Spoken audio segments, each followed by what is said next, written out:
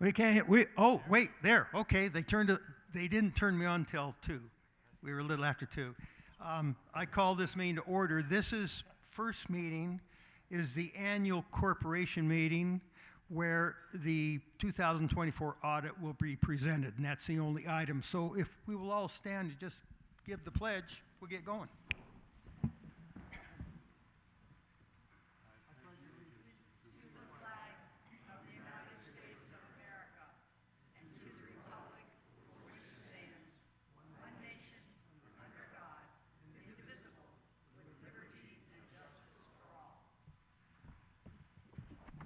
Thank you. We'll start with introductions. Darren, you want to start? I'm Darren Shaw, your COO. I'm Larry Santor, the HOA president. Chuck Hill, Vice President. Brad Nickham, Treasurer. Janine Grippo, Assistant Treasurer. Sherry Gruppe, Secretary. Sean Kreiderman, Director. Matt Gambick, Director. Charlie Shawless, Recording Secretary. All right, very good. Thank you all. We're going to have the audit review now, and I think, Joe, are you going to present that? Then come on up.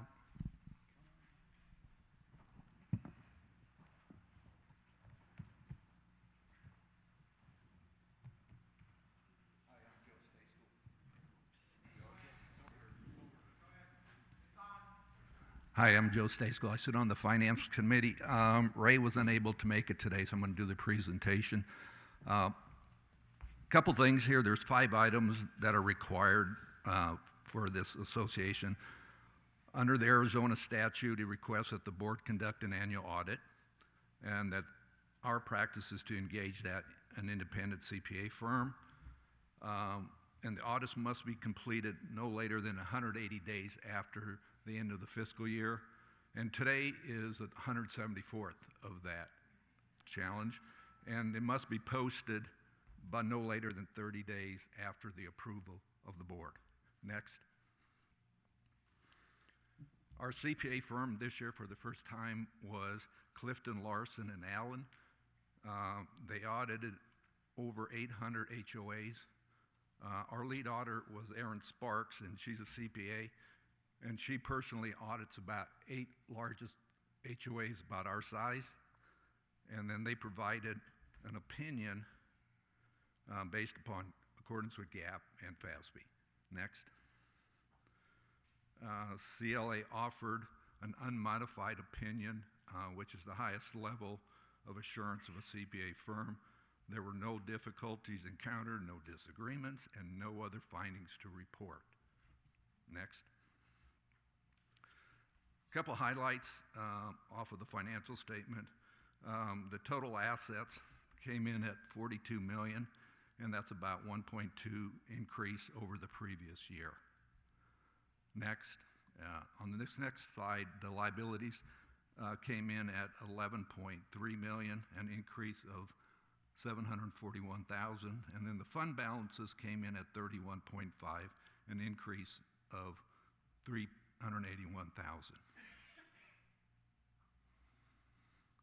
And on this slide, the highlight here is our assets, and they total almost $27.9 million at the end of fiscal year.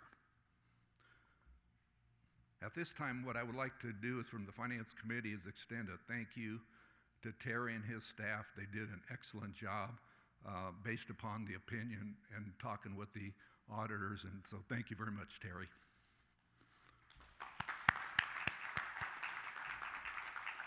And so now, I would like to request the Finance Committee would like to request a motion for the board to approve the 2024 financial audit as presented. Do we have a motion? I so move. A second? I second. Discussion? Everybody I know understands all these numbers, right? Sean, you look a little... Absolutely, every one of them. Very good. Any comment from the residents? Okay. Shall I take a vote on approving this? All in favor, say aye. Aye. Okay, that's unanimous. All right, thanks, Joe. Let's go on. Oh, I'm adjourning this meeting. No, you can't leave. 'Cause now we're going to call the next meeting to order at 2:05. Did you adjourn that one? I adjourned that one, yeah. First thing on this agenda is we have to approve a bunch of minutes. So we have minutes from an executive session on May 27th. You all read them. Do we have a motion to accept those minutes?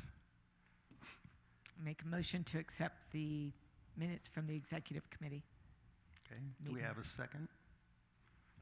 Yeah, just a point of clarification, that's the executive session that was held on 9 June. Well, we have another one. This is the one we had after the committee meeting, committee chair meeting. It was one little thing we had to clarify.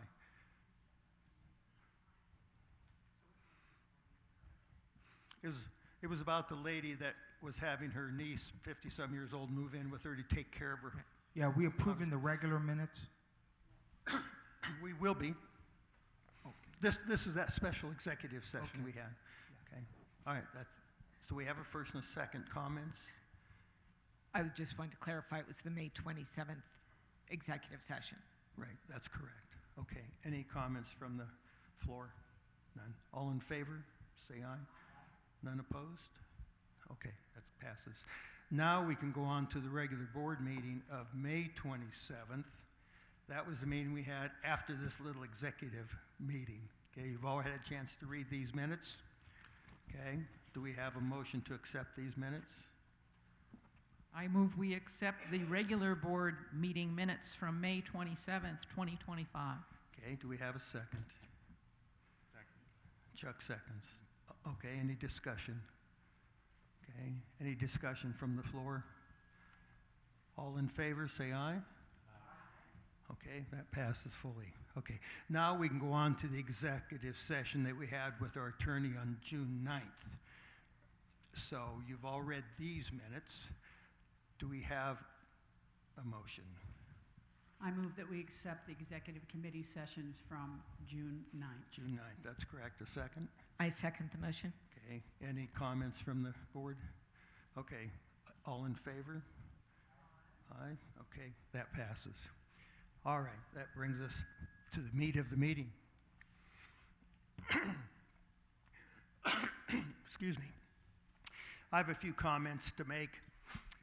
This year, we've gone through, or we're going through, a major transition from being a quasi-board managed facility, community, to a COO managed facility.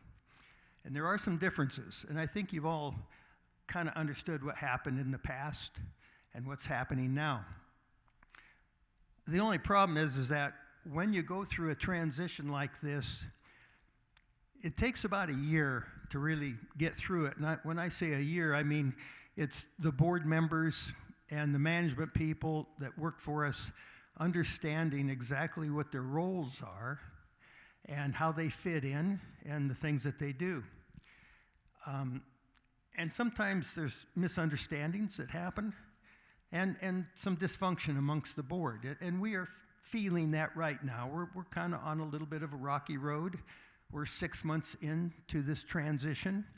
And so I've had things such as a board member saying, well, Darren works for the board. Well, he doesn't. He works for the community. He works for the association.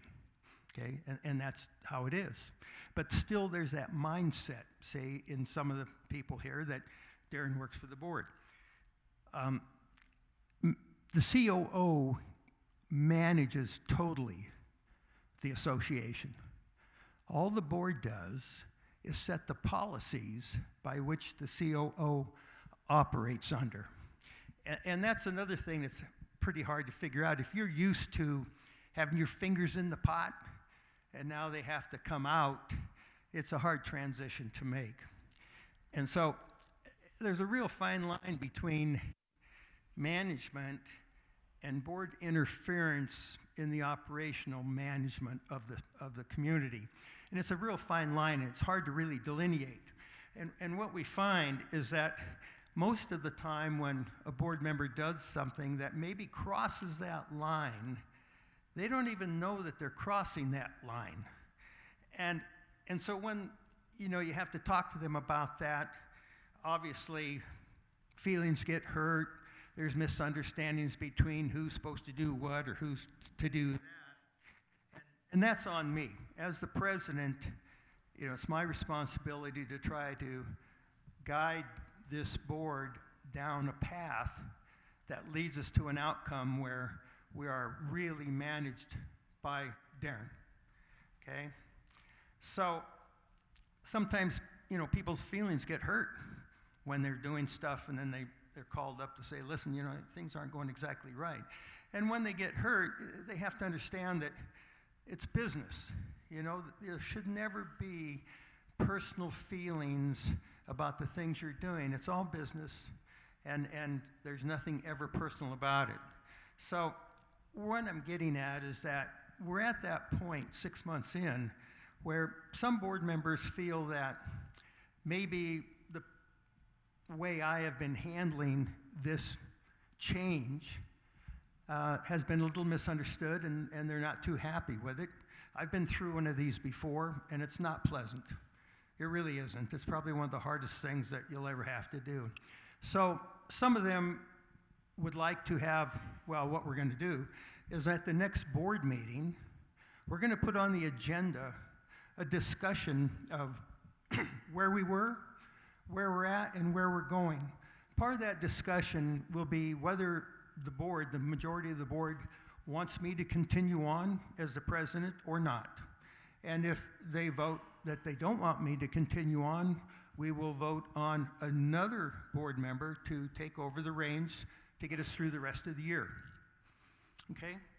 I just wanted to get that out to everybody because you have to understand that, once again, transition is probably the hardest thing we'll ever have to go through.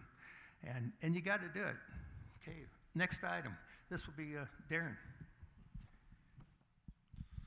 So just to report on a couple things. Can everybody hear me all right? Okay, great. Well, the audit is complete. That's a pretty big project that starts months before it actually gets to the committee and to the board, but that's complete. We'll get that posted on the website and make that available to all of the members. In terms of CAM Level 5, we are trying the GOAT pilot program that's going to be starting next Monday in Unit 33. So none of us know how this is going to play out, but we're going to find out. So they're going to fence off that area. It's a pretty big area, a few acres, and they're going to let the goats do their thing, and hopefully it turns out to be beneficial. So all eyes on the goats next week. Crack sealing and road sealing RFPs are out right now, right? We did quite a bit of paving this year, over $1 million. We also have some crack sealing in the operating budget and some road sealing in the operating budget. Ray Kuhn's getting those bids in here over the course of the next few weeks, and these are summer projects. So once we get those bids in, we'll evaluate them for the best value and make a decision on moving forward. And of course, there'll be a noticing program associated with that because it is disruptive. So we'll make sure everybody has plenty of notice before we start work. New stage curtains were ordered for the theater, $22,000. You wouldn't think they'd cost that much money, but they do. Preserve renovations and planning. We're getting ready to secure bids for the pool deck refinishing up there, recoating the actual pool and the spa, shelves, and also exterior of the preserved building and new pool furniture. So we're putting that package together right now. Probably will start in late August, September, and probably will take about a month, 6 weeks to complete that work. That'll be a nice upgrade. Mountain View Clubhouse renovation project.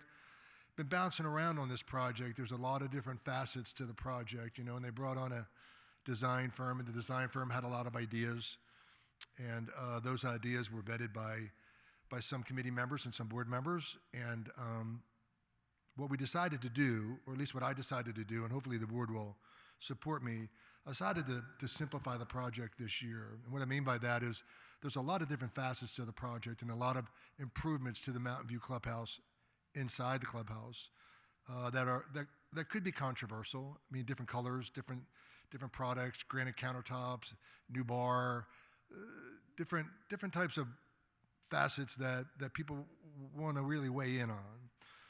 And I figured that might bog the project down. And this year I want to get all the flooring done. I want to get the carpet done. I want to get the dance room floor done. I want to get the bathrooms done because those are ADA non-conforming. And I want to get the painting done. So hopefully I'll be able to bring that project to the board this year, and we can start that project maybe by the beginning of August, and we can complete that by the end of the year.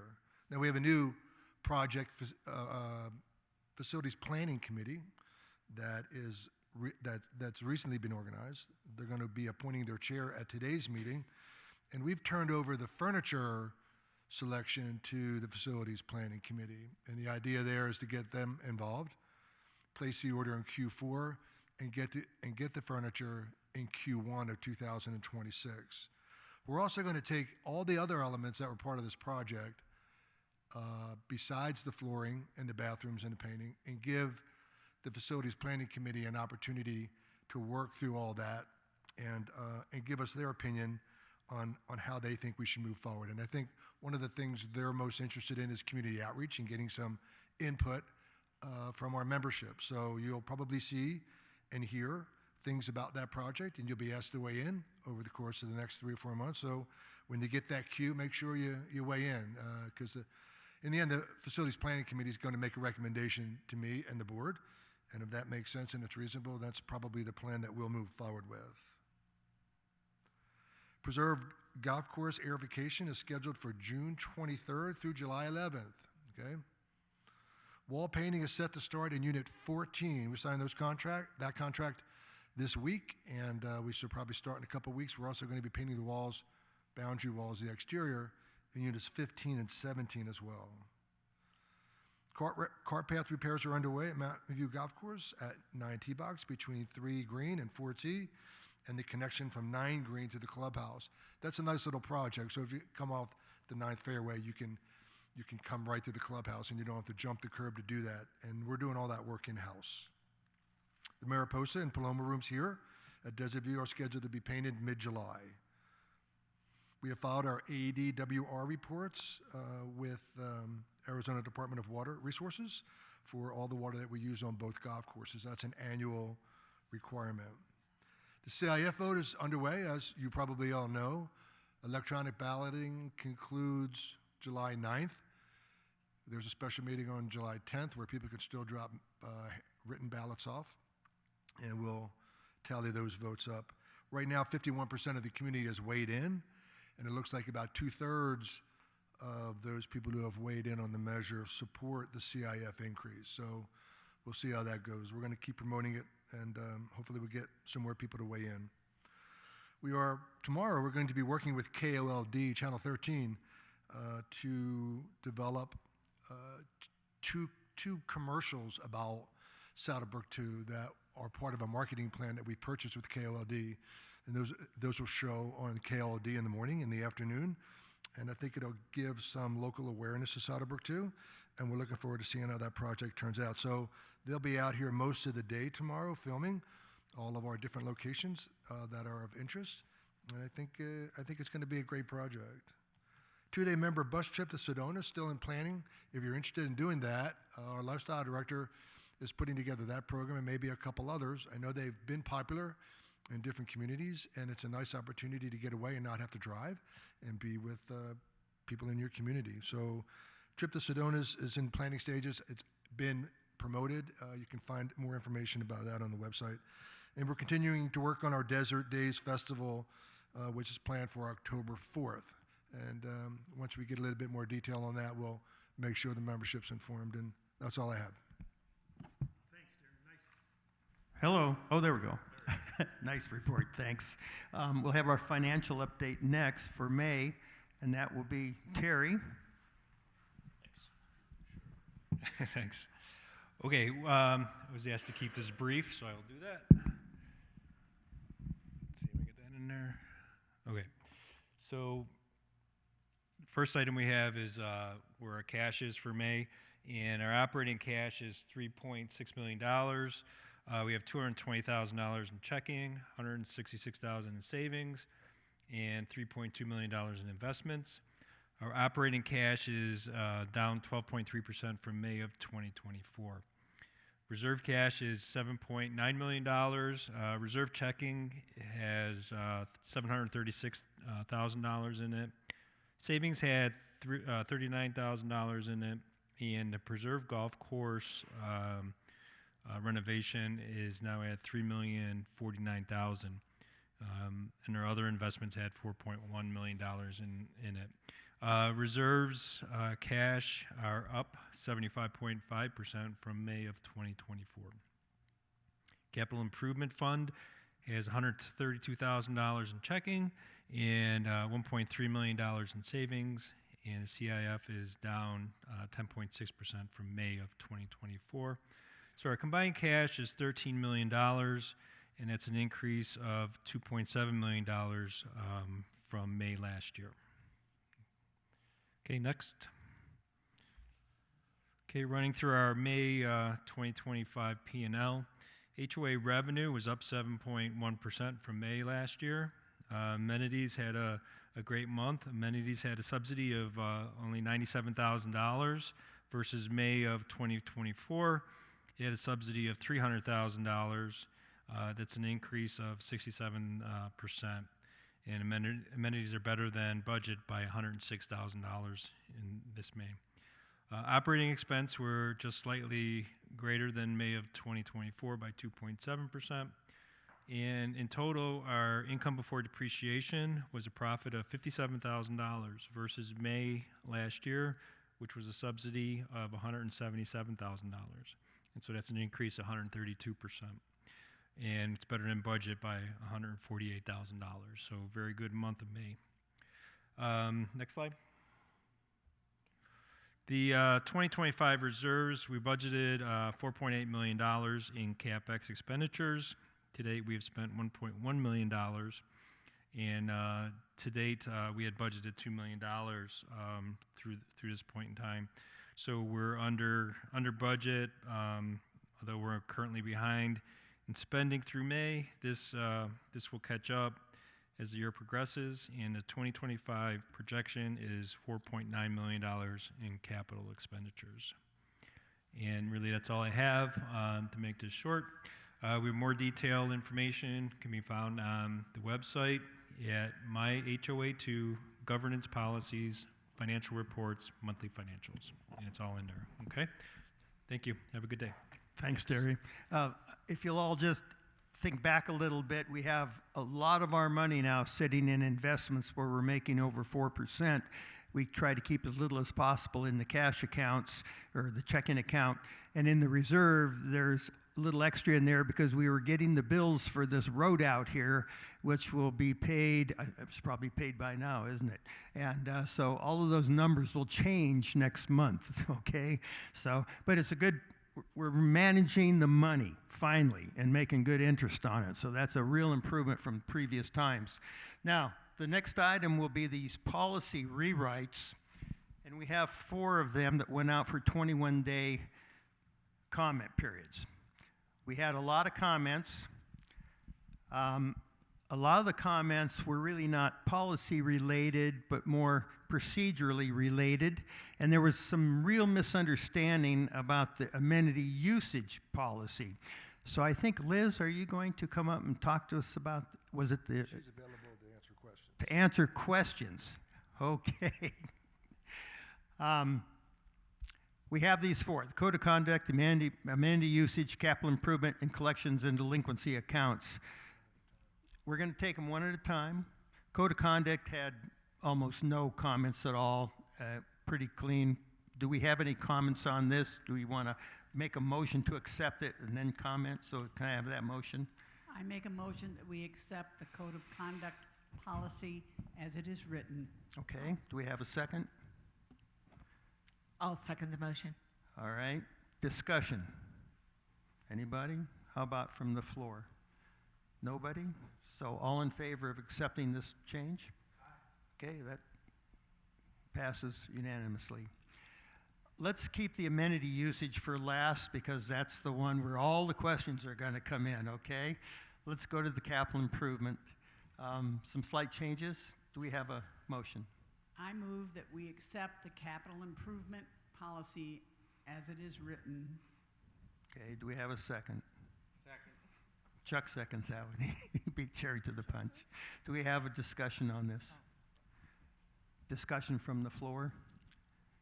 Okay, all in favor? Aye, and none opposed. Do we have a question out here on this? Oh, this lady here, so if you would come up forward, please, and we'll get it answered.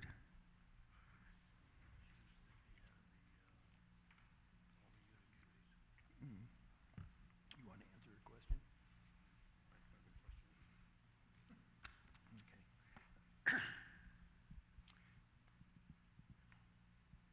Hi, Ann Peaker, Unit 44A, Lot 29. Okay. Before I voted on the CIF proposal to increase it, I was looking for what the policy currently says and what the new policy said. And I found the current policy on the website, could not find the rewrite. I guess I hadn't followed the link properly in whatever Monday message that might have come out in. But as I understood it, it was not a redlined version. It was just a new rewrite. Was there anything more specific being changed besides the 1x to 1.5x? I don't believe Okay, the Annie, 1.5 I is think- on there. I think you're confused. We're talking about the policy. Please say the name of it again, Larry? The CIF policy. No. No. Isn't that what you're voting on right now? He said he was skipping amenity, moving on to, It's the capital improvement policy, not the. That's CIF. not the amount that is being It's the charged for the CIF when a home is sold. okay. So I it's- went looking for the CIF policy Okay, Okay, there's a and a capital. rewrite of it. It's a capital improvement fund policy, so it's how to deal with the money that's in that fund, Yes, which is different than the change in the amount of the the fund. change in that, because that's called Okay. the community improvement And fee. fee. They both have CIF, which is very confusing. Got it. So what Um, is being rewritten about the fund? Actually, most of what has been rewritten was to strip out. So the problem is this is not a change to the policy as it existed that you did find on the website, because what you found on the website has policy and a bunch of procedures. And so the committee that's rewriting is stripping out all the procedures, and that's going to be Darren's, his staff job to deal with the procedures, and we're concentrating only on the policy. And I can't remember the details of, was that 4.1.2, Sean? Yeah. Was that there in the old one, or? Yes, so we didn't really change the substance of the policy portion. We just added, we stripped out all the procedures Okay. and I clarified. guess my clarified the actual question definitions. has to do with a procedure, which is, I don't know where that's documented now, if it is. It hasn't been written yet. Okay. I don't Okay. know. Maybe it's written. So once the procedures are completed and the policy is approved, we'll put those two together and we'll load them onto the website. So you'll Okay. have a top document as a policy, and then behind that you'll see procedures. And I haven't gotten to writing the procedures for the capital fund, Okay. okay? Well, maybe I'll just make a comment then. The procedure that I was reading about was about reporting, how we report on where the capital fund goes. And that will all And stay the same. It said there would be a quarterly report documented on the website, available 30 days after the end of a quarter, that shows what the capital fund has been spent on in this quarter and what it's projected to be spent on for the rest of the year. Can anyone direct me to one of those quarterly reports from any previous time? Terry, I can't, but Terry just posted one, didn't you? It's Hey, on the what? website. If you, Under financial reports? it's is it under a- financial reports, right, Terry? Right. Okay. I could not find one that specified where our capital's being spent. Well, so- if you let me know who you are and your contact information, I'll have somebody send you a link to it. Fair enough? Thank you. All right. Okay, all right. And I just want to make sure, sorry, do you understand that we're doing like 26 policies? I'm just asking about the one that's being voted on right now. Because what happened is when Darren came on board, he started looking at our policies, and he said, this is all dandy, but you've got your policies in with your procedures. Right. And that's not right. So we formed the committee, and we're going through step by step by step, and we're taking out all the procedures, which his staff will do, and what we're asking you all to do is to look at the policy. But thank you for bringing that up about the report. Okay, I think most people probably don't understand, like I didn't, that Right. procedures are being eliminated from the policies, Well, and yeah, you're to only make it voting on what easier. the new policy says. Right. Yeah, they're being separated. Yeah. So Okay. they're in Take two 'em places. away. Okay. Okay, Thanks, Andy. thank you. Anything else?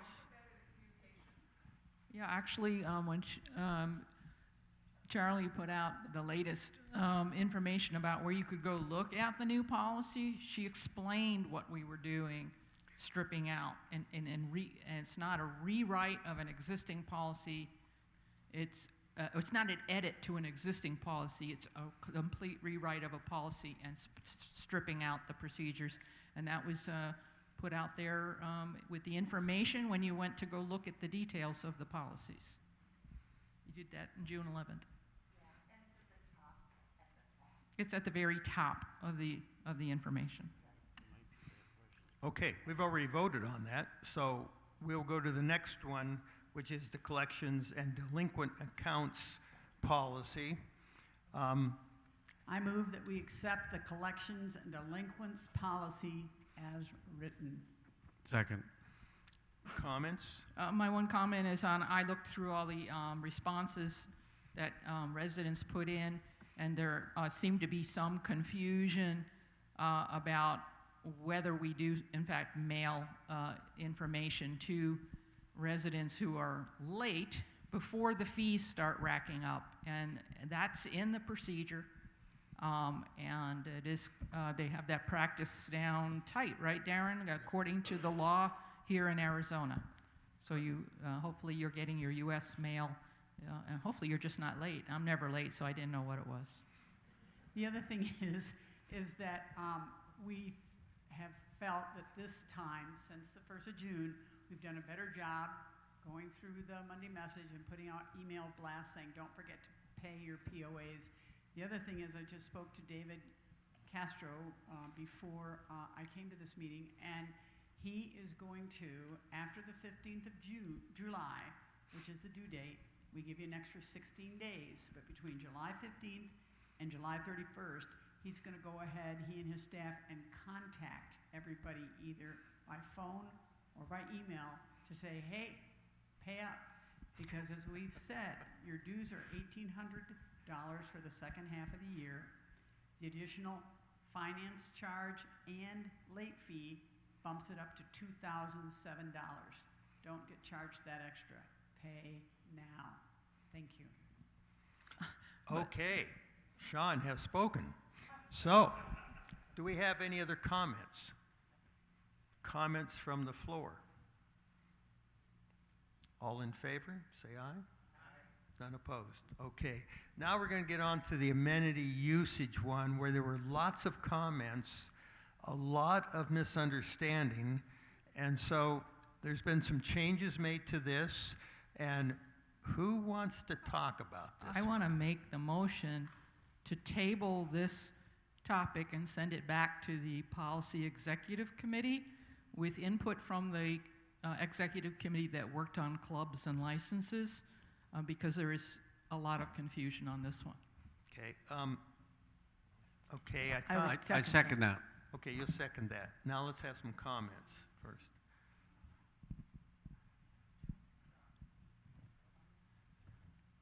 The thing that I don't want to table it, and I will vote against it, because this policy was approved by the 2024 board back in January of 2024. So it's been over a year, We worked really, really hard to get it so that it was more user-friendly. There was too much procedure in it, so the policy committee took some of the procedures out, but we have to leave them in so that when residents or non-residents want to come and use our facilities, they'll understand with a chart what they're going to pay if they're going to rent the facilities. The chart was upgraded yesterday by Liz because we didn't have cornhole, because we didn't have cornhole then. We split out the Ramada from the pickleball and the pickleball courts. So I don't see, and I told this to the board in an email that I sent a couple days ago, I don't see that there's any changes. There's lots of clarification. And that policy by the policy committee was changed a little, not changed. We took a lot of procedures out, which Darren and his staff will look at. But I think it's pretty much the same as it was. It's just got lots more clarity in it because we as the board don't deal with procedures, we deal with policy. Okay, and I know Liz came up with a sheet that explains who pays for rooms, who doesn't pay for rooms, and why there are charges for certain things. And most of them are cleanup things and things like that. So that will be, will that be online, that sheet? It's in there now, you got it in there now. Okay, I didn't know if it got put in or not. I read it, I thought it was really good. It explains a lot of the things that the people had commented on and had questions on. So that clarified the problems that I saw. So we have a motion and a second. Does anyone want to? Well, because if it passes to table it, the policy committee isn't meeting again until the 1st of September. Okay. So, Okay, let's have a vote. Who would like to table it and go back and try to rewrite it? Do we have any questions first from the audience? I didn't see any before. Okay, so the current motion is to table it, go back and try to rewrite it again, and we have a second on that. Yeah, let me ask Janine a question if I could. What is it do you think, based on the resident comments, needs to be done to the policy that's been established? How's that going to impact the policy? Well, there seems to be a lot of confusion about whether, let's say a social committee, unit social committee, or an approved club can do this, can use a room for free. There's a lot of confusion points, and some of the things in the definition in the responsibility, somewhere belonged in the definition. Sherry and I looked at this together, and so we just think we need to clean it up. Okay, all right. And you felt that what Liz came out with today didn't answer all those questions? It helped. But that's part of the procedure. Okay, yes, yeah. Okay, so all in favor of the tabling this for right now, say aye. Any opposed? Sean, okay, one opposed. That will pass then. And so we'll go back, do a little cleanup, and then get it back on the next agenda. Yeah, there's still one out there from 2024, so we can work with that one that's until right. this one's cleaner. A little more complicated. Okay, let's get on to the next one. We have a rewrite of a rewrite of a rewrite. This is just a little snippet piece of a rewrite. The common area was approved.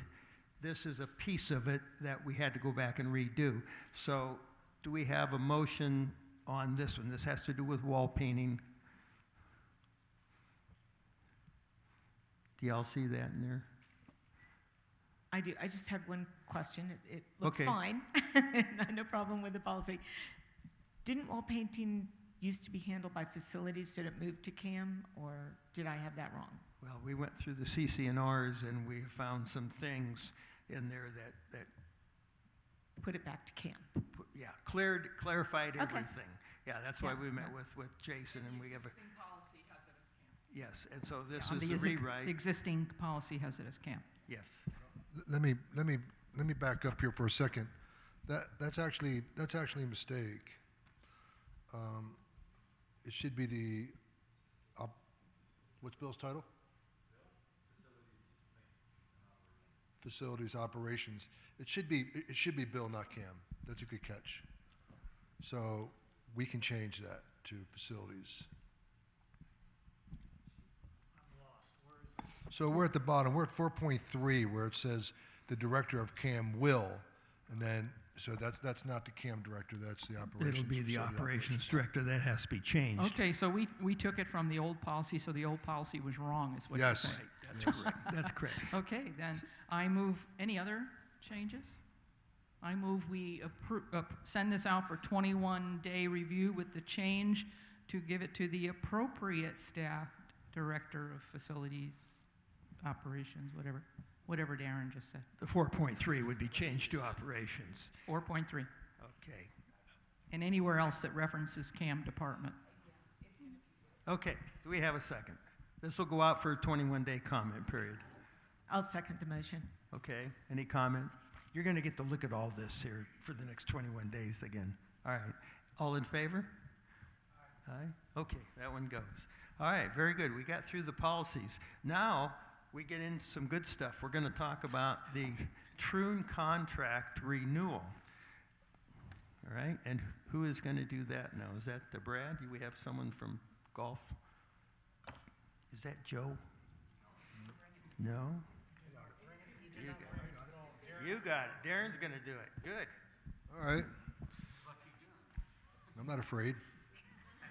So Troon contract renewal. So Troon's been on board now for the better part of a year, and you know they were brought in when things weren't going so well, and they've managed to do a pretty good job. Now I work pretty closely with all the department heads, and even though Troon's a third party, I still treat the Troon team like they're my department heads too. So I meet regularly with the director of golf, and I meet regularly with the superintendents, just so we know that we're on the same page in terms of how the course is being managed. So the existing contract that Troon assumed expires July 31st. So time's coming close to expiring. And we started discussions with Troon, you know, probably 4 months ago about what our intentions were when we got to the end of this contract. Of course, they would like to keep the contract, and I think the general consensus is that we would like to keep Troon on board as well. So I started working with their regional manager, Matt Malloy. I think he's done a presentation or two out here to the community about 4 months ago, and we volleyed back and forth on different provisions in the contract. And finally, about 3 weeks ago, we came to a meeting of the minds after consulting with our attorneys on a pretty solid contract that covers most of the bases, at least most of the bases that we can think of. And the contract entails a 1-year renewal beginning August 1st, 2025, followed by a 5-year renewal if performance is satisfactory. And the reason we want to do the 1 and the 5 is because we want to see Troon complete an entire year without any interruptions or without any anomalies with the course. So if they start August 1st and they end July 31st next year, they have 1 full year, and we can evaluate their performance. And if they do great, then we can roll into a 5-year contract. Now, there's outs in that contract for performance. If they're not doing their job, we can terminate that contract. The only addition that I heard from our board members is that maybe we should put a provision in there that says they need to conform with our CC&Rs and our governing documents, and I think that's fair. So we'll take a look at that if it gets approved. The incentive fee for 2025, the current year is 15% of gross operating profit that exceeds the plan projections. Incentive for 26 increases to 20%. There's a 90-day termination notice prior to renewal term. Annual budget plan, this was an improvement because it was 90. They weren't required to get us their budget until October 1st, which is pretty late in the game. So now they have to give it to us September 1st. That gives us time to really see what the impact is of that budget on the overall collective budget. And then for 2025, the base management fee is $10,629 a month, and the increases every year are tied to annual CPI. So once again, I think we did a really nice job on this contract. I'm pleased with Troon's performance. I found them to be professional in every regard, and I would encourage the board to approve this contract with the one addition of conforming with our CC&Rs and governing documents. All right. I can say that all you have to do is look at the numbers and how Troon has been doing things. We asked for the 1 year so that we would have all of 2025 to look at. And that would give us 6 months to evaluate it, get through the audit to make sure there's no audit changes. And then we would roll into a 5-year if, in fact, everybody was happy with it. So do we have a motion to accept this? Well, a question? Don't we do that No. after a motion? I'll go ahead and make the motion if that's okay. Okay. Yeah, I would move to adopt the agreement with the assumption that that small additional language will be added. Okay. Do we have a second? I'll second it there. Okay. Now we have comments. I know you've all read it. And I told him, I said, yeah, read it at night. It'll put you to sleep. I would like to add, there's wonderful language in there. One of the concerns we've had with dealing with an outside third party is what if our relationship falls apart, and do they take all of our employees, especially an operation like Troon that has golf courses all over the place. And the language in there protects us in that it essentially says that they will work towards a smooth transition and all the employees being transitioned to be our employees. That was a concern that was raised going back to this winter. Right. No, I think it's a good contract. So do we have any And- comment? Oh, you have a comment, Chuck? Go ahead, Chuck. I just want to remind everybody that the majority, if not all, of the costs that we incur with them, I think it's, what is it, $10,000 a month plus? We incur substantial savings from Troon using their discounts for all of our golf and also the food and beverage, which pays for a vast majority of that. So we're really not paying anything for their services, and they're doing a great job in getting the golf profitable. It also includes discounts for our facilities, equipment. So, And when we discuss the next topic, you'll hear over and over again how they were helpful and help solve a huge problem. And I don't know how we would put a price tag on that. You'll hear more here in a second. For me, one of the main points was to get them to move that budget planning up to be to coincide with the work of our finance committee as we prepare the 2026 budget and the future budget. So that was a big thing for me. okay, very good. Any other comments from the board? How about from the audience now? Oh, we do. Come on up. Come on down. We got, or down, yes, whatever the case may be.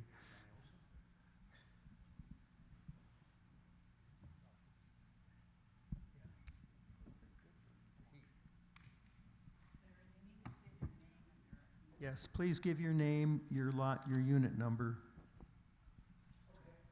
Okay. Hi, I'm Jim Tom, Unit 49. I don't have the budget in front of me, but Into the mic, please. I don't have the budget or any of your numbers in front of me, but I think it's my understanding that there is no net profit from the golf operation. Is that correct? To date, it is. Okay, We're so going what, into the summer, so we all know what that means. okay, so what we're actually voting on here, what you're talking about, is increasing the incentive, and you're just asking the residents to pay an increased incentive to the people for running the golf course. Not that they're making any net profit. You're just asking residents to pay them more money. Is that correct? This contract for 25 is exactly what we already have on the contract that they bought out, so it's not 1 cent different than what it was. In 2026, the incentive does go up by 5%. But if there is no net profit, am I correct in saying that you're just asking the residents to pay them an additional incentive? They are incented to reduce the subsidy. That's the way to put it. And you're standing on that hill that you're reducing the subsidy by hiring Troon. That's the way it is now. Well, is that the way it is, or is that what you believe? No, that is the wording in the existing agreement. Okay, now, you're bringing up the question of, is that logical, is that fair? And when, There you go. okay, that's a different issue, okay? We agree on what this agreement is setting out to accomplish. What our level of subsidies are for golf and for food and beverage, those are the two big topics that come up from time to time. That's a pretty long conversation, and I would defer that to Darren.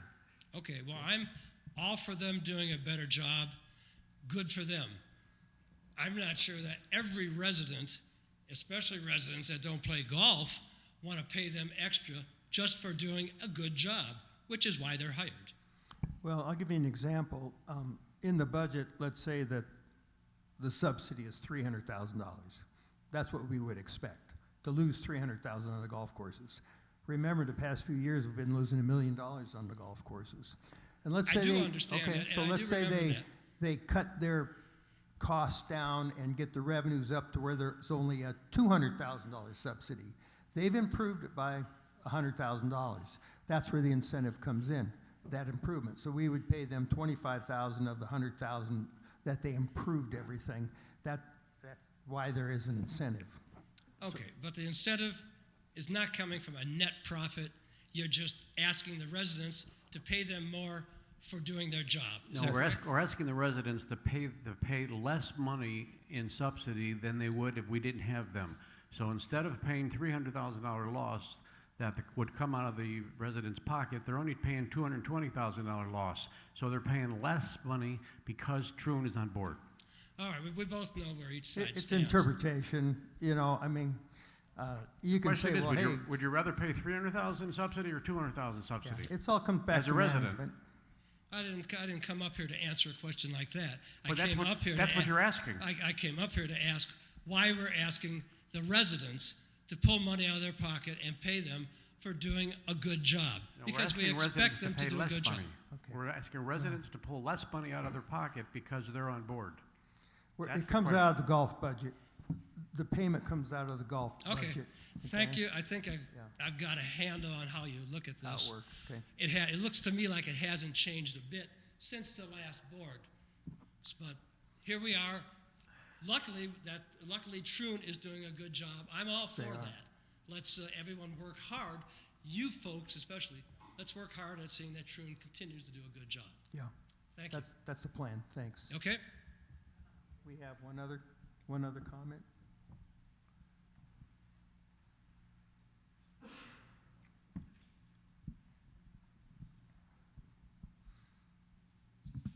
Good afternoon, Joe Coachella, Unit 48, 135. Similar question with the We're not here, we can't handle it. similar question with the incentive fee. How much did we pay them in 24 for that, and what do we think we're going to pay them in 25?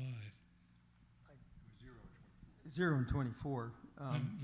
Well, they were paid in 24 for the last part of 24 when they came on board. Terry, do you have, it was 0 in 24? Okay. Oh, that's right, there was no incentive in 20 and 20. 25's not over yet, we just got the audit in, I'm sorry. 25 is not complete yet, so we won't know about any incentive until sometime next year, and that will be calculated based on how well they do. Right now, they're in the black. We've Okay. never been in the black on the golf, so. No, that was my we're about 352,000 net on golf, so we have a positive 352,000 Well, it's subsidy. better than that. It's better than that because we were expecting a subsidy this year of almost $400,000. If we can come out even breaking even, we're 400,000 in the good from what we expected. So you think we'll be about 400,000 for the year? Well, I can't give you numbers. I'm not asking for an exact, but All I it's, can it's say is kind of the, looking. the good. subsidy the was trend- budgeted for close to 400,000. All right. The year-to-date trend is looking very positive, but we're at that time of the year where numbers are going to look negative for Sure. quite a while. For a few months. Thank you. Okay. Anybody else? We have another one? Are we hiding over there? No, she's shaking her head. Okay. So we have a motion and a second. All in favor? Okay, that passes. Now we can get into the preserve golf course, and I guess that's where. There we go. Joe's coming up, along with Diane. Okay, very good. We have a lady and a man to come up and talk to us about this.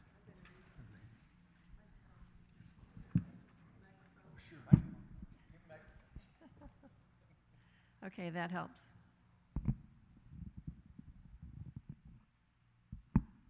How does this work? Okay. Can you hear me? Okay. Hi, I'm Diane Marchand, and I'm with the Golf Committee. Hi, everybody. And I'm up here to talk to you about the Preserve Golf Course redo and give you a little history. Let's see what's happened. Okay, give you a little history about what happened. I was on the golf committee a couple of years ago, and the golf committee and the board put together a plan to redo the preserve in 2029, which seemed like a long time away. But there are certain things in golf courses that break down over time, and we thought that that really needed to be taken care of. So the board really supported maintaining all the assets. As you know, the board is responsible for maintaining all of the assets that we have here in Saddlebrook, including this beautiful facility, including all the golf courses. So in order to do that, in 2029, the board came up with a plan to assess households $300 a household for 4 years in a row, which totaled $1,200. Now, you may know what happened with the response to that. The community did not like the idea of an assessment. So now we have a new board, 2025 board, and they have proposed a 2031 plan that will enable us to redo the preserve golf course without an assessment. Next. So in order to come up with that plan, many different factors were taken into consideration. Of course, we want to maintain that it's a quality golf course. We love the preserve. It's like a diamond. We need to keep it that way. We want to maximize the cost efficiencies. We want to make sure that Troon's recommendations are something that we pay attention to, because Troon manages golf courses all over the country, and they really like the preserve, and they understand how to take care of it. We have irrigation results, audit results that were very important to making this decision. And of course, we have playability concerns. All of us who play on the preserve know that we have some issues that are kind of problematic for some of us, that we would like to have those fixed. And of course, golf revenue is important, and right now, as the way the wind is blowing, we want to make sure we can fund this change with no assessments to anyone. Next. So what's happened to date? There's been a collaboration of the Golf Committee, the Finance Committee, and the Facilities Planning Committees, as well as with community members and Troon and the staff, to scope out what we can do to make this happen. There was an independent irrigation system audit that was performed, and this was very key to making sure we could do this renovation as late as 2031. We reviewed Arizona State turf and water regulations, assessed the playability concerns, and confirmed that there's unanimous 2025 board support for maintaining all the assets. We keep saying that because there have been people who say, why do we need to maintain that golf course? Who cares? We need to maintain it because it's an asset that's important to the community, just like all of our other assets.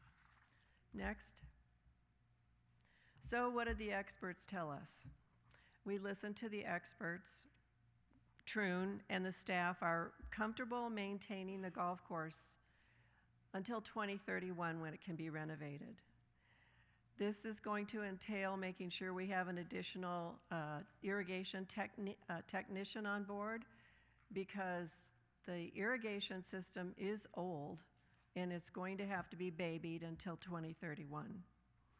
And so there are some things that have to be taken care of, and those have been identified. We have some pressure regulating valves and pumps and those kinds of things.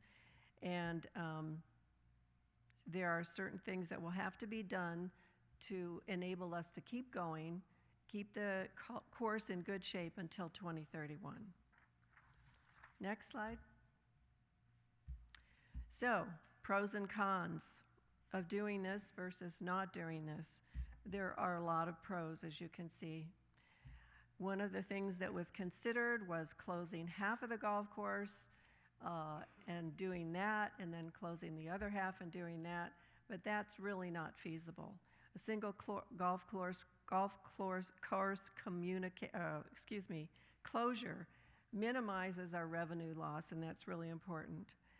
If we move to 2031, the reserve funds can cover this project without special assessments. Troon prefers that plan. They like a single golf course closure. We also want to make sure we keep the quality and the brand in place, because we are a Troon golf course. This plays into the audit irrigation timeline, and it also provides us with an opportunity to maybe fix some of those playability improvements that we're talking about. Maybe we'll figure out a way to do that. The golf committee has expressed unanimous support for going to 2031, and also the finance committee has approved that. So the con of that is it's a long way away. But this way makes financial sense to us to wait till 2031, and I'm going to let Joe explain just how that's going to work. Thank you. Thank you, Diane. The Finance Committee worked closely with the Golf Committee. We met several times. And I think the key to this is what Diane explained. It was the Troon and the irrigation study that says we can move it to 2031. So what the Finance Committee was it financially feasible for us to kick this down the road from 2029 to 2031? And as Diane mentioned, in the 2031 plan, which you see in the financials in front of you there is no special assessments. So how did we get there? Pretty simple math when you're looking at where we started. We started at 2025 is the plan that we're working on today. We started at the beginning of the year with $6.3 million in the reserve, and then you can see where we end up. We continue that process all the way to 2031. And a couple key points that you need to look at when we're looking at this. In 2025 and 2026, we are moving $1 million each year out of the operations into the reserve. The other key factor is our annual reserve spending is what we have in our plan right now. Duff Fletcher runs that for the Finance Committee, and he actually has it further than 2031. So we're actually just taking the numbers that we have in our reserve plan right now and just taking them out to 2031. And then we did add a little bit of dues increase, about 2% in there. And then finally, when you get to the end, and let's kind of focus on 2030 and 2031, you see we end up about $12.3 million in 2030, and then down to $4 million in 2031. That's because we're going to use 11.5 of that for the golf renovation. That is the current estimate for the project for 2031 to renovate the preserve project. So as you can see, we do not need any special assessments, and we get to a reserve balance at the end of this project of 2031, a little over $4 million. Brad?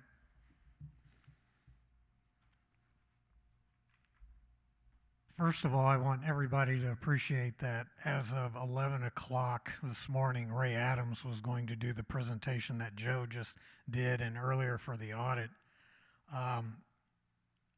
I feel the need to say something about Ray Adams.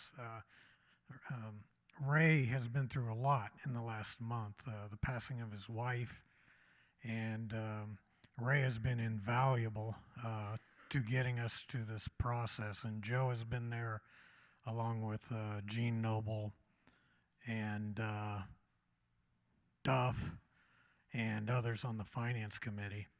I'd also like a shout out, Al Citron, I see him here. Al has been herding cats on the golf committee for the last half year, and it asked a lot from our golf community to put this off for another couple of years, but they saw the greater good, which was the experts said this can wait another 2 years beyond 2029. It was economically efficient to do so, and then the last piece of that, the cherry on the top of the sundae, is that lo and behold, the numbers say we don't need to have a special assessment. I'm supposed to talk about a slide here where it says, what does this mean to the HOA2 residents? Well, I kind of just summed it up. The experts are telling us that it can wait.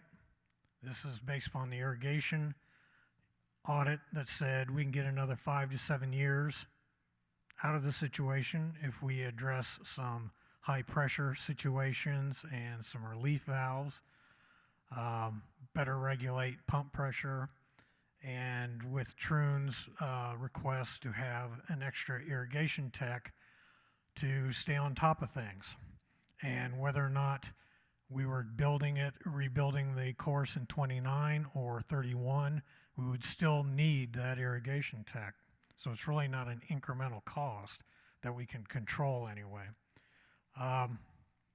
The single best thing that Troon contributed to this was months ago they shared that if they had confirmation from the irrigation audit that there were no surprises other than what they thought they could handle and manage, that, you know, if it was for the greater good of the community, they thought they could reasonably maintain at their standard, which is pretty high, the preserve through 2031. If it weren't for that support, we wouldn't be here right now being able to tell you that we can take care of all these things and not asking you for more money. As Joe mentioned, in the current 2029 plan, the estimate used is $10.7 million, where the $11.5 million comes from in 31 is just 2 years of 3% inflation compounded. It's no more complicated than that. The last point, as far as what does this mean, the HOA2 board, Troon staff will continue to strive to continue to reduce the golf operating subsidies and minimize the need for special assessments. That doesn't mean the subsidy will get down to break even though. Summary, and then I'm supposed to make a motion. I would also like to thank a couple more folks.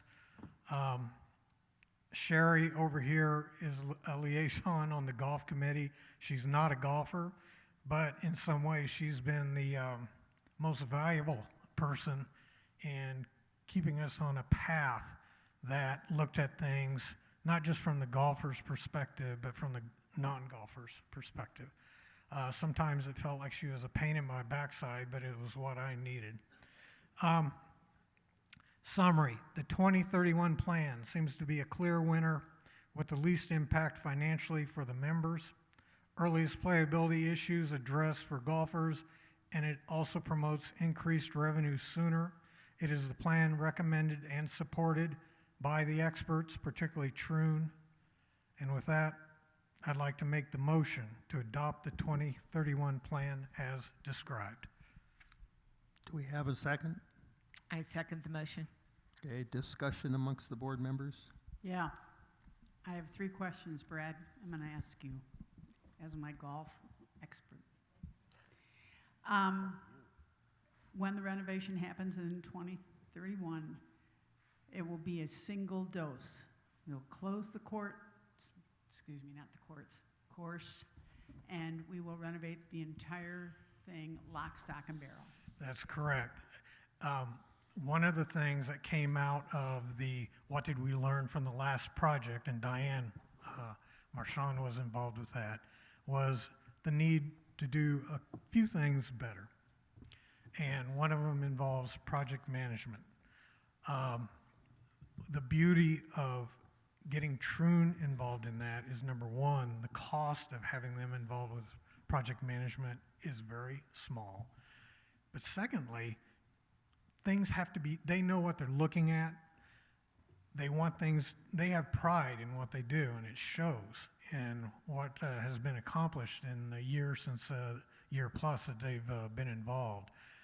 And their assumption is that we would close the preserve around April 1st of 2031 and really get on the turf issues, which are primarily the greens, because Mother Nature needs time.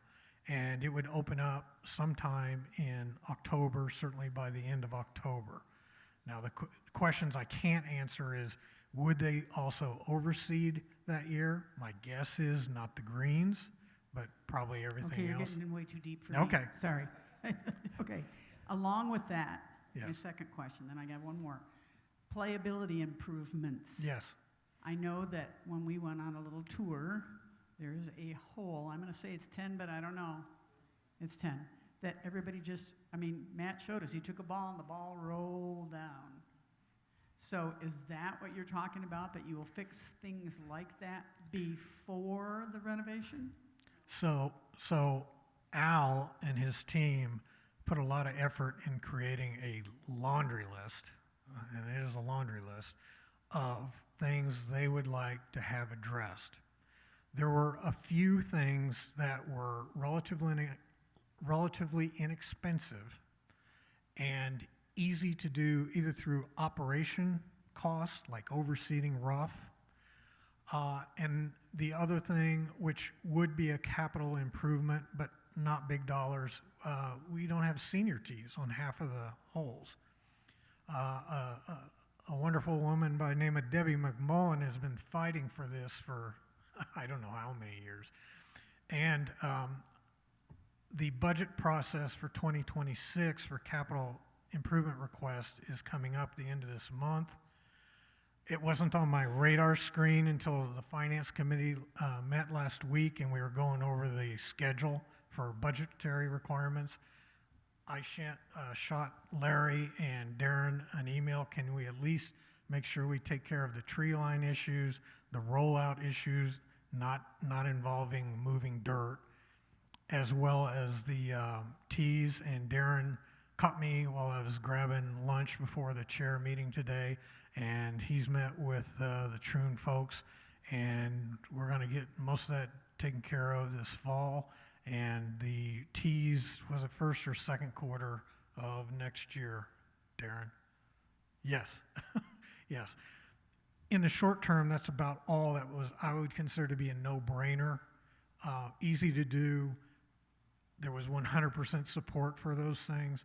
It'll be up to the golf committee, not me. I'm going to step back here to work on the remainder of that list, and that's probably looking at 27 at the earliest. Okay, and my third thing, and I hate to be the devil's advocate, but Yeah. the word surprises was used. What's going to happen if all the predictions, and we believe in Troon, and they said your irrigation system can last, and da-da-da-da-da, what will happen if this blows up? Well, okay, so for those of us that studied the irrigation system report, you have to put that question in context. Whether it's a 29 plan or a 31 plan, that question is relevant if it blows up in 27. All right. What the irrigation report, and I can't remember the gentleman's name from Troon that was at the golf committee, David, was it Struck? Yeah. It was, they came out in force. these guys know what they're talking about, and I wish all the board members were there, because you just came out of that meeting, it's like, yeah, we got a handle on things. We know what the risks are. Right now, what they are most concerned about are our inability to appropriately manage water pressure, particularly at low spots on the main lines, and to a lesser extent on the lateral lines. And they are jumping on, they've already put out, they're trying to hire an irrigation tech now. There are a number of valves, gates that they want to replace so that they can reduce the risk associated with excessive water pressure. That is what can cause the big problem. The interesting thing about the irrigation report, and we actually caught wind of this just before we got the irrigation report, about a month before, is for whatever reason, employees from years ago literally buried somewhere between 40 and 60 irrigation heads.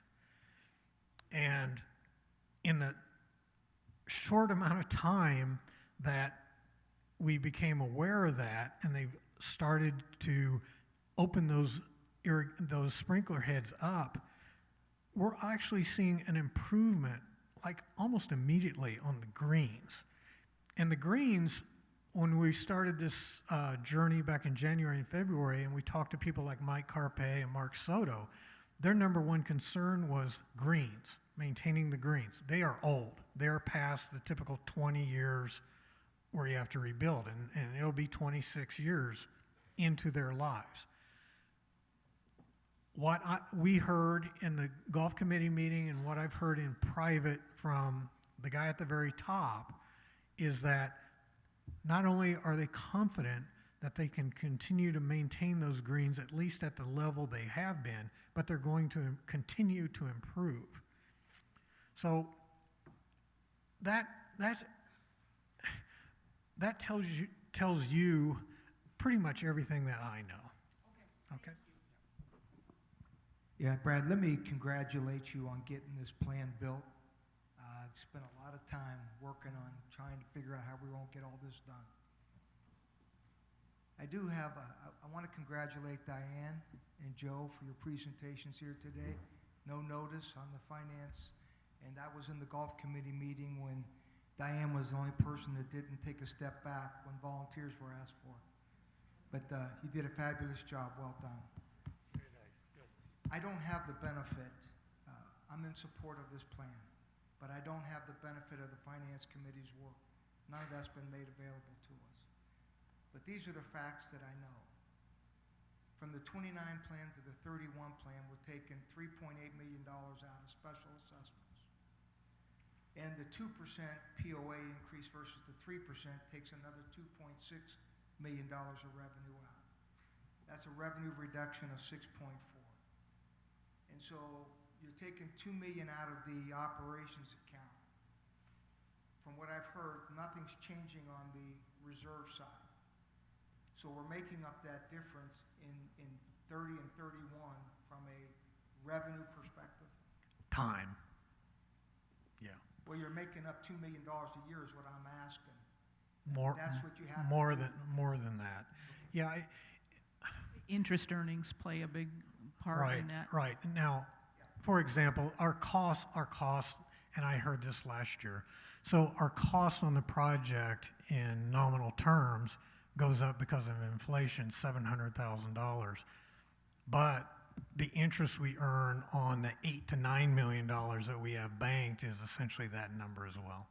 Yeah, an awful lot has changed since we started drawing things up on the board last year.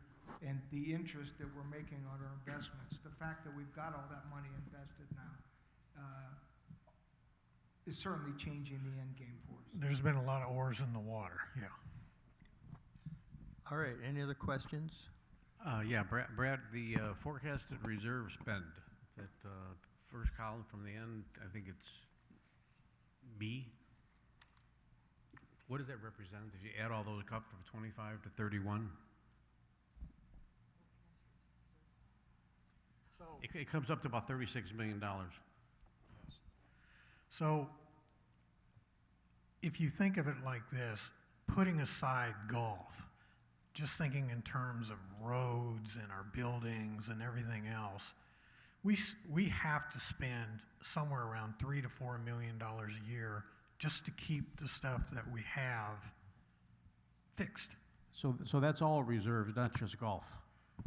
Correct. Okay, Now, that's my question. Yeah. It's all reserves. Okay, thank you. Yeah, I would just say that last number in 2031, it's your typical 2 to 3 million for that year, and then another 11 and a half. All right, Darren? Hey, Brad. I know that a lot of people have worked on this project, and I believe in putting dates on things. Otherwise, they're just dreams. So I'm big on the 2031 date. My concern is that we're in the process of revamping the reserve study. We have a CIF vote that's out there currently, and we're just getting ready to get into the budget process.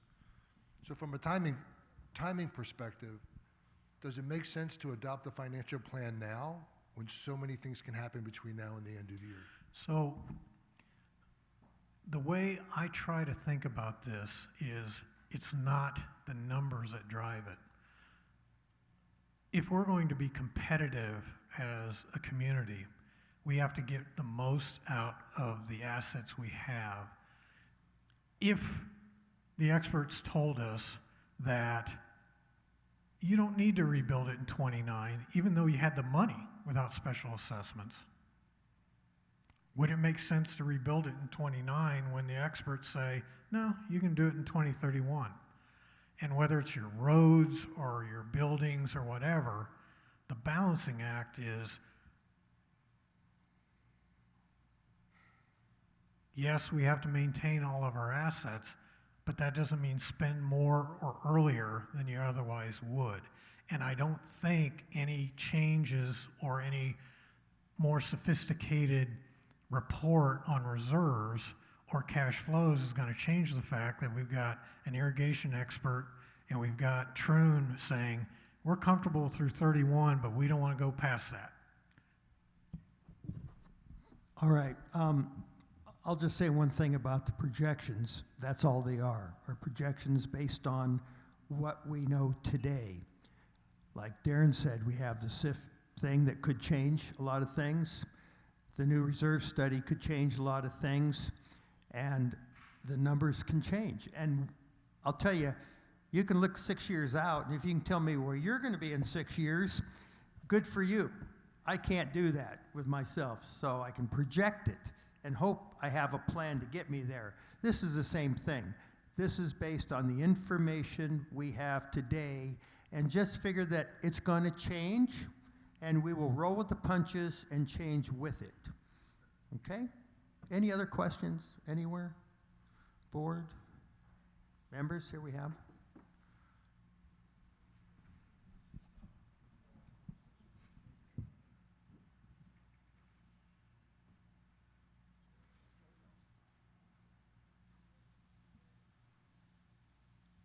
Joe Helms, I am Unit 31, Lot 56. It said on there that the golf community supports this. This is the first that I've heard that you're pushing this to 31. First that I've heard it. And you're talking about, oh, we may build tee boxes next year. Oh, we may change hole 10. Oh, we may do this. What happened to the meetings that we used to have with Paul Halleck and Matt Hudson, with the golfers? We would have those periodically where they would inform the golf community about what projects are going on, what the plans are, so that we understand what you're planning to do. This is the first that I'm hearing about it, and I'm an avid golfer. I play 4 times a week. This is the first that I'm hearing that you are intending to move the project from 2029 to 2031. First that I've heard about it. There is a golf committee meeting every month, and it's published. And it's open to all residents. All you have to do is look at the calendar and see when these things occur, and you're welcome to attend. That's why they have this. Right, I'm attending today. I couldn't attend last month's board meeting. No, the But- golf committee meeting, because they're the ones that do all this and explain it all. Back in Correct. February, we had an announced course tour, and we probably had, I don't know, 50 to 100 of the public that followed Troon, and I believe the architect was there as well, the former architect. And they walked us through some of the rollout issues that Sean mentioned. Matt threw the ball and it just keeps on rolling out. And talked about some green issues, particularly number 6. Yep. And it was an official board meeting because we had more than a quorum of the board, so it was aimed at the board members, but all the community was invited, and the turnout was actually pretty good. We've had multiple golf committee meetings where this was the topic for an hour and a half, 2 hours. I would frame it a little bit differently in that Matt Cambick and his crew did a wonderful job of having town halls last year for the 2029 plan. Put aside the small playability issues. This is the 2029 plan, except that we had the time to get an irrigation inspection, and we had the time to further develop the relationship with Troon, and there was actually initially disagreement within Troon as to what the plan should be. But when it got down to talking to the man at the top, who is less close to the day-to-day stuff, but understands the political dynamic, he came to us and he said, if you're telling us you can afford to do it all at once without creating a uproar in 2031, we will be able to do that. I only have 2 requests. They wanted an irrigation inspection done so they would know where to focus their time on maintenance. We've done that, and they're already acting on it. And 2, they wanted another irrigation tech. The playability issue, I don't know that I want to go into that right now because there's so many items. I just wish that before you get to the point where you're voting on this, that there would have maybe have been a town hall where you would have communicated, we're going to vote on this in June at the board meeting because we're going to move the date to 2031. Hey, golfing community, you need to be aware we're going to move the date to 2031. So this is a big issue for the golfing community. You need to be aware we're going to move this 2 more years so that more golfers are aware that this delay is happening, because I don't think a lot of people are aware of it. That's all I'm saying. I understand what you're saying. Just communication, because this, I will say I'm extremely disappointed. I mean, that's 6 years from now. It'd be nice to know what the small steps that you're going to take, if you could communicate what the small steps that you're going to do. It'd be nice to know what those are, when those are going to happen. That would be great to know. I would recommend for the next 2 to 3 months, the golf committee, that will be their number 1 agenda item. And if you want your voice heard, that's where to attend, because those items are not going to be hammered out on a board meeting. I used to be on the golf committee. I'll just start attending again, Okay. I guess. Thank you. We have anyone else want to make a comment? Oh, we have a couple. Okay.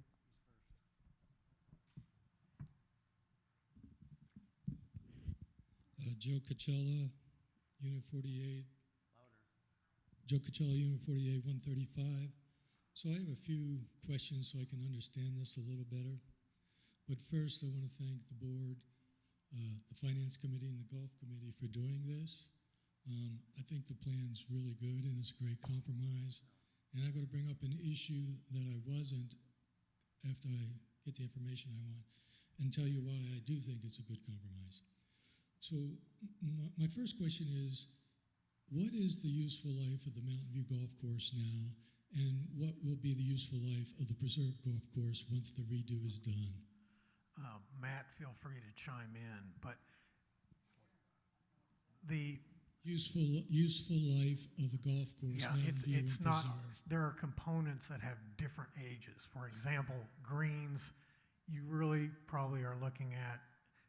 I think the USGA says 15 to 20 years. 20 years is probably the benchmark we've used. In Mountain View, for example, the greens were rebuilt back in 2015, and I believe the long-term reserve plan assumes somewhere around 2035 those greens will be rebuilt.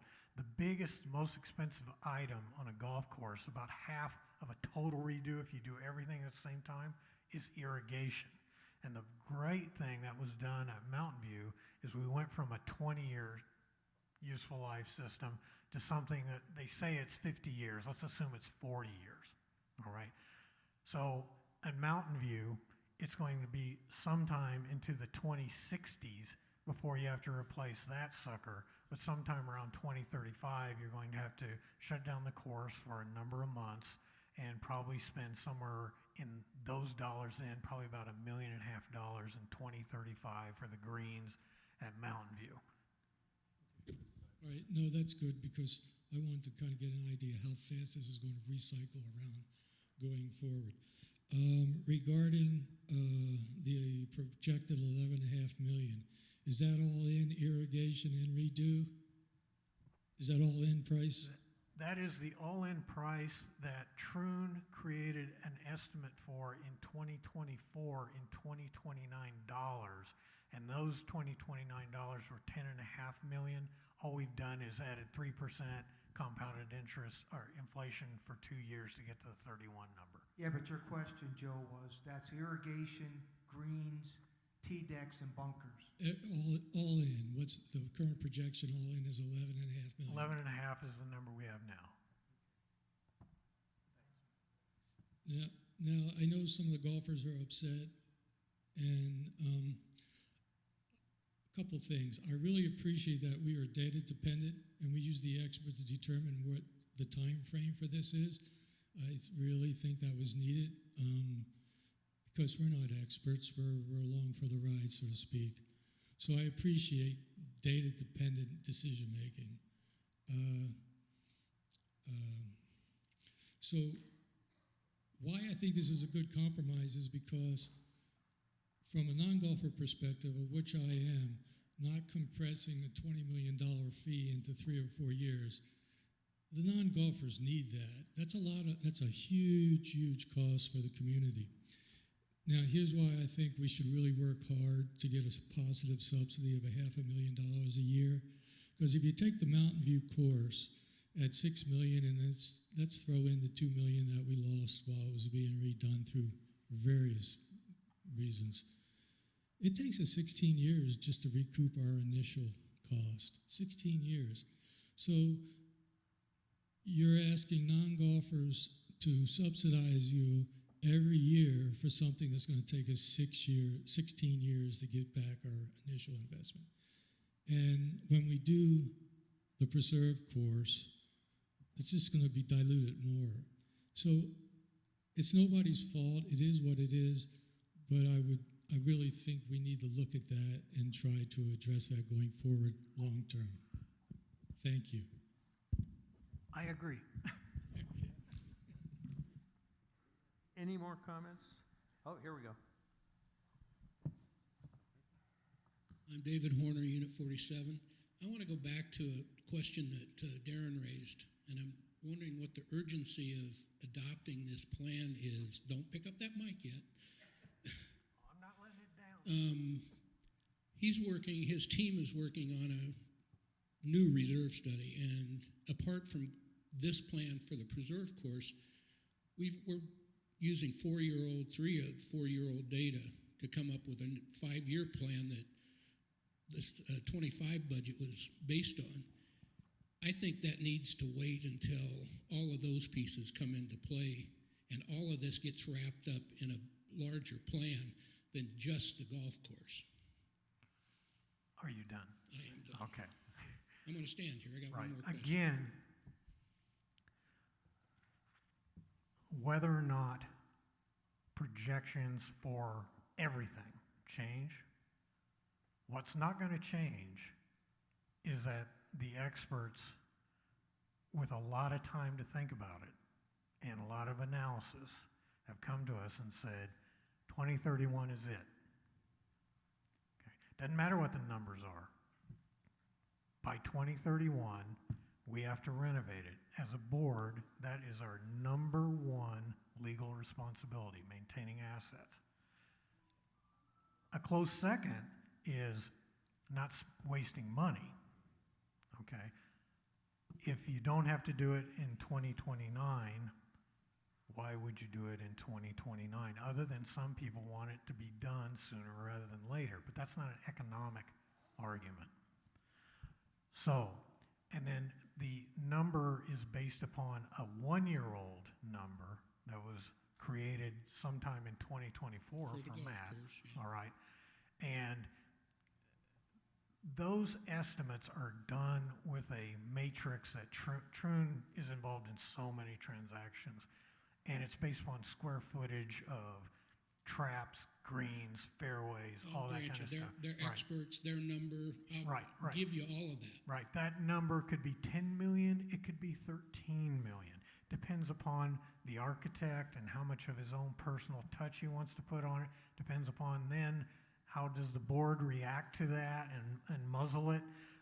Those things, you're not going to be able to get to a point where a contractor is going to bid anything until probably 2 years out. Brandon. So what this does is this tells the Facilities Planning Committee, it tells the Finance Committee, of which I'm the liaison on all these. It tells us we're putting a stake in the ground and now you can build everything else around it, with the understanding that the numbers for everything we assume 6 years out are questionable. Yeah, it tells all of us that we can breathe a little easier. Yes, sir. Okay? But until we know what the $36 million apart from the golf course are for the next 5 years or whatever, until we know that those numbers are reasonably accurate, I don't know that we can breathe easier on those. What if he comes back up and said that number's 45 million? David, I can answer that. Darren said that they were on their third iteration and very close to finishing the reserve study in-house, and that the bottom line number is not that much different than what we've been working with. Is that correct, Darren? So Looking at the next 7 or 8 years. hang on, For the several experts- years, for a few years. The experts that you used for the golf course are the experts we use for the reserve study are pretty good at their job too. The numbers we're relying on. So the experts on golf, that's their focus. His reserve study has everything from pavement to buildings and all that, yeah. I just wanted to go back to something Larry had said earlier, and this pulls away from this, but you said that we're in the black on golf for the first time ever at this stage through May, 5 months, May. Over the last couple of years. If you go way back 10 years, you can see where the golf course actually, it's actually longer than that, where the golf course has actually made a little bit of money. We don't know if they were supported by Robeson, because we didn't have the numbers. They were his courses, so we had to accept his numbers. Since we've taken them over, we are much better off today. In fact, you just go back and look at all the financials. I won't go back that far. I'd ask Okay. Terry if he knows. And I'm talking through May. 22 is the most recent internal statements we've got available. 22, 23, were we in the black after 5 months? No, oh no. I would ask you to go and verify that for me. We were in the hole deep last year, but we were working on half a year where half the course was closed. That's down. right. And 2 years in a row that happened. 23 and 24, Anyway, it was killer.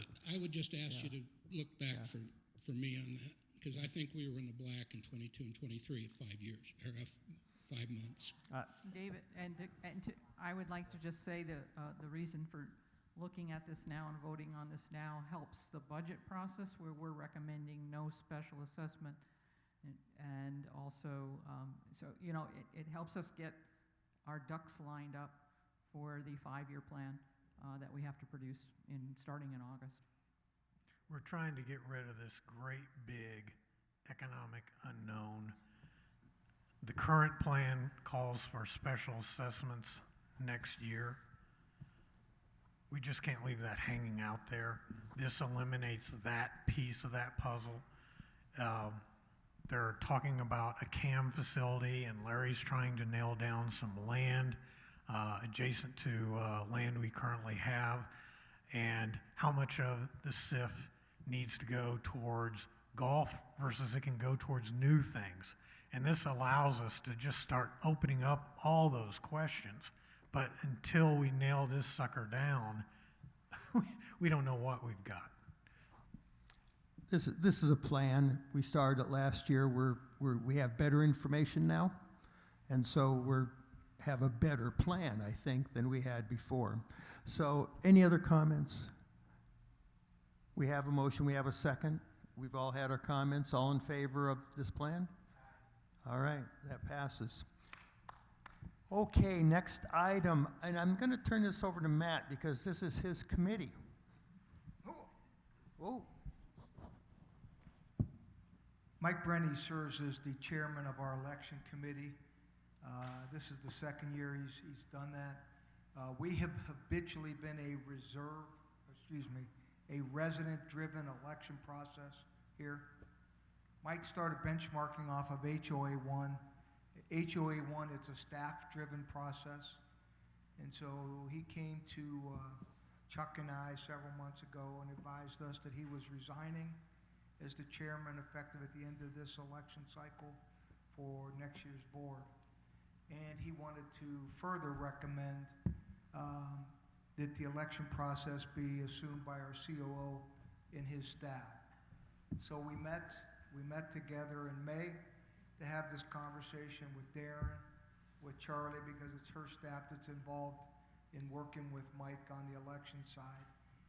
And Darren looked at us and said, it's the normal process is that you don't get the residents in the election process. So based on all of that background, Darren's recommendation or his thought process was a third party should drive our election process, and we do that through Vote Now. And we also layer on paper ballots because we have residents that need that. So I'm going to make a motion that we accept Mike's recommendation. At the end of this election cycle, we transition the responsibility from the board and the election committee to the COO and his staff. That would be okay, that would be January 1st of 2026 would be take effect?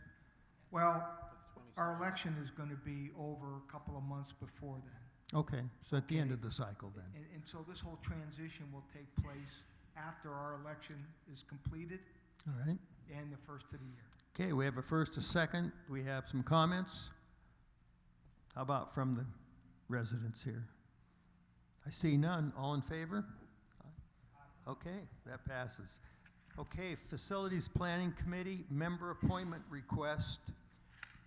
This one here is, it allows 9 members. Janine, do you want to take this forward? Yeah, this one's mine. Good. Okay, so our charter allows 9 members, and we're currently at 7. Mr. Roger Beard was appointed as the committee chair at the March meeting, but later resigned due to personal reasons. I polled the entire facilities committee, planning committee, and no one wanted to step forward into taking on the chair's responsibilities. And I guess you could say I twisted Roger's arm to come back, and his circumstances have changed so that he can do so. So I move for the board to approve the appointment of Mr. Roger Beard as the chair of the Facility Planning Committee. Do we have a second? I second the motion. Okay. Comments from the board? From anyone in the audience? Seeing none, all in favor, say aye. Okay, oh, that has passed. Okay, Matt, I think this next one's yours. Yes. The Saddlebrook Public Affairs Commission is a joint commission between HOA 1 and HOA 2. We have 4 seats and they have 4 seats. We've worked hard this year to fill up our 4 seats. The board's already approved 3 of those seats, and it is our turn. What happens is HOA 1 has the chairmanship for 2 years, and then it rotates to HOA 2. We were supposed to pick that up last year and did not. HOA 1 continued, and so we picked it up this year. Ron Conkle has been our acting chairperson, only until we could get Jan Howard approved as a member of our committee. Jan is with us. Jan, would you stand up and wave at everybody? Jan is a fireball. Our charter requires that both boards approve Jan as the chairperson. So not only is our board taking this on, but HOA 1's board, our liaison, the board liaison from HOA 1 is Joanne Ellison, and she's taken Jan forward to the HOA 1 board, like I am today. We approved Jan 2 months ago, along with the rest of the SPAC membership from HOA 2. She was much like Janine just described. We had a meeting, and she was the person that failed to step backwards when volunteers were asked for. Seriously, she's a dynamic person. She's full of energy. She comes to us with great HOA experience. Her and her husband both. Her husband's sitting on our ALC. They come to us from HOAs in California, and she's sharp, she's smart, and she's good with computers, and she makes me read a lot. But with all of that said, I'm proud to make a motion that we approve Jan Howard to assume the chairpersonship of our SPAC. Second. I second that motion. I got 2. Okay, well, Sean, you'll get the second this time. Okay. Okay. Any comments from the board? Comments from the audience? Seeing none, all in favor of appointing Jan? That's unanimous. We have one more, and that will be the appointment to the Finance Committee. And Brad, will this be yours? Sure. Why not? Oh, Chris Noah. Chris has been attending meetings. She's actually contributed quite a bit. As I understand, she has extensive experience with managing and consulting with food and beverage businesses, and we feel that would be a great asset. Ray Adams put her up for nomination, and I fully support that. I'd like you to approve the appointment of Chris Noah to the Finance Committee. I second. Comments? No comments from the board? How about from the audience? Seeing none, all in favor of appointing Chris? That passes. All right, we will go into member comments right now. So if any of you would like to come up and twist our ear, here we go. Okay, we'll get a few of you up here. Give us your unit and lot number again, 48 please. 135. Just want to clarify, did you say Ray Adams' wife passed? A couple weeks back, and Ray is at the point where he can hardly breathe. All right, very sorry to hear that. And on a positive note, we've done takeout twice and sat in Mountain View Bar and Grill. Food's been excellent. We really enjoyed it and looking forward to going back. Thank you. Okay. Yeah. And I want to say that Ray is one of the finest gentlemen I've ever met here in Saddlebrook, and he has given a lot to this community. Next.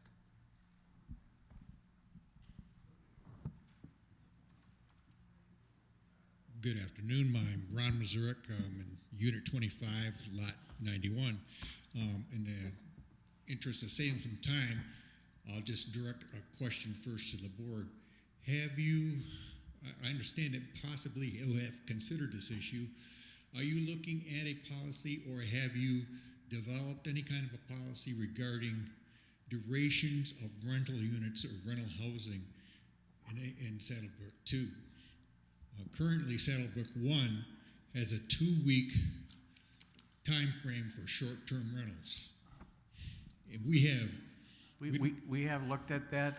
Unfortunately, we would have to make an amendment to the CCNRs, and Robeson will not make any amendments until he sells out all his lots, because he doesn't want to go through and change all the paperwork. Okay. We have looked at this, and I agree with you, we need to make that change, but unfortunately, without his approval, we can't make any amendments to the CCNRs. Understood completely. When the time frame does come to the point where we can, I would like us to revisit that issue, as it certainly is, I think it would be in our best interest as a community to have something like similar to what Saddlebrook 1 has. Yeah, the Rules Committee will take that up. They know. Okay, Yeah, very good. At a minimum, what we wanted to do was to pass that and grandfather anybody who lives here, and then there's some legal issues too. If you live here already, you can't make the change to the CCNRs for those people who have already agreed to those. So what we want to do is grandfather all them in, and anybody new coming in, it would apply to them. Understood. Thank you very much for your time. Thank you. Anybody else? All right. Yeah, I'm losing my audience. It's 3:51, and we will adjourn. Thank you all for coming.